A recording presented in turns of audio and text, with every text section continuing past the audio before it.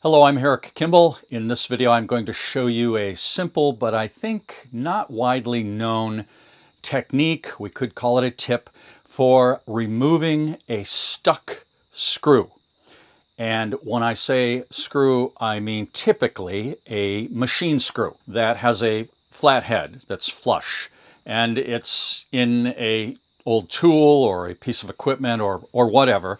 But the technique I'm going to show you also works for older wood screws. What I'm about to show you has always worked for me. Always. I've done it for years. It's not like I do it very often, but there are times when, oh yeah, I got to use this idea. I think it might be a tip or technique that machinists typically use to remove a stuck screw or a stubborn screw before, underscore, the head gets stripped. And you know when the head's going to strip. You've got your screwdriver, it's on the screw head, you're turning it, and you realize if I put any more torque on this, it's going to cam out, it's going to strip the head, and I'm going to have worse problems. That's when you use this technique. Now I'm going to show you this on a screw right here on this old weatherhead.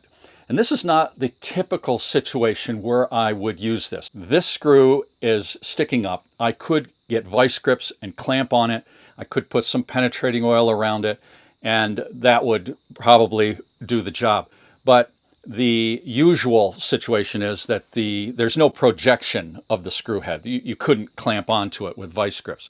I'm pretty sure my technique will work in this situation. It's very rusty. That's not usually the scenario. This is really rusted. The screw is rusted. The housing here is cast aluminum, I believe. It's a good test of the idea. Okay, so I'm going to put this in my vise. We'll get a close-up, and I will demonstrate how this works. Okay, so I have this, I hope, securely clamped here in my bench vise. And the important thing is that you have the right size screwdriver for the screw head. And this is not the right size. The tightest possible fit you can get. I've got some straight slot screwdrivers. This one fits a whole lot better. There's still a little wobble. And I have another one here, next size up, that fits very securely. Yeah, right there. Now, one thing you can do to help get a little better grip, especially if you don't have the exact size that you need, is to put some valve grinding compound on the screw head in the slot. Okay, so I'm going to try to turn this. Ooh, yeah, no, it's not going to turn. I didn't think it would. So we've got to our screwdriver that we feel it fits the best. And then I have an 8-ounce ball peen hammer. And I'm going to hit on the top of the screwdriver while applying turning pressure. Okay, and this could take a while, but I feel pretty confident that it will eventually work.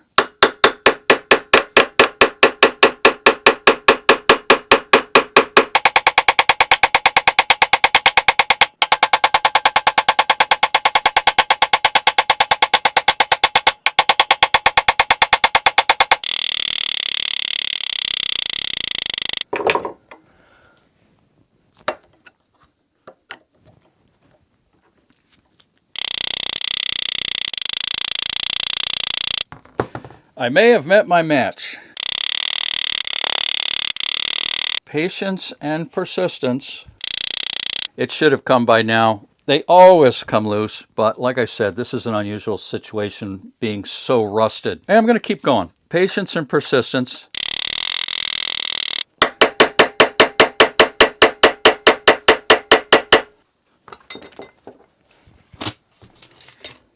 Okay, I think I'm almost there. I hope I am. This is the hardest that I've ever had to work at getting one of these out.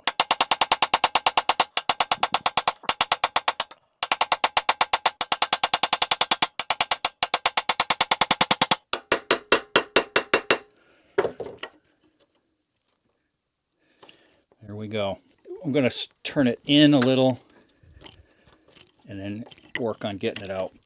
Sometimes that's what you got to do. Clear the threads, you know. Yeah, it's always work.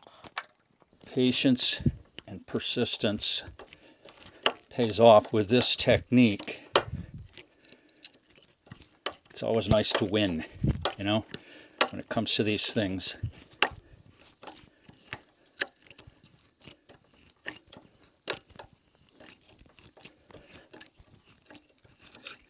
There we go. There it is. Nice. It worked. Yes, it worked. It has always worked, but I was starting to have my doubts there for a while. A simple ball peen hammer. This is an 8-ounce hammer. It's my favorite ball peen hammer, by the way. Place of honor right there. And a screwdriver that fits, and perhaps some valve grinding compound. That was the most patient and persistent required screw that I ever removed with this idea. But it works. Keep it in mind. It's going to come in handy someday. Thanks very much for watching. I'll see you in the next one.